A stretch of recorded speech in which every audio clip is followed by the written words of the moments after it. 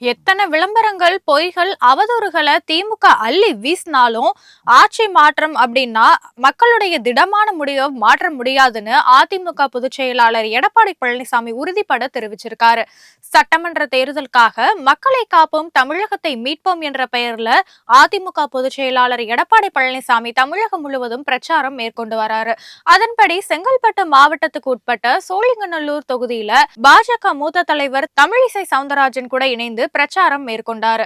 இது குறித்து எடப்பாடி பழனிசாமி வெளியிட்டுள்ள எக்ஸ் தள பதிவுல எதிர்வரும் தேர்தல் மூலமாக அமையப்போவது அதிமுக ஆட்சிதான்னு சோழிங்கநல்லூர் தொகுதி முழக்கமிட்டு தன்னை வரவேற்றதா குறிப்பிட்டிருக்காரு. வரலாறுல இல்லாத வகையில கடனை மட்டுமே வாங்கியுள்ள திமுக அரசு மக்களுக்கு செய்த திட்டங்கள் என்ன அப்படின்னும், எந்த ஒரு பெரிய நல்ல திட்டமும் செயல்படுத்தப்படாத அரசுக்கு எதற்கு இவ்ளோ கடன்னு சரமாரியான கேள்விகளை எழுப்பியிருக்காரு.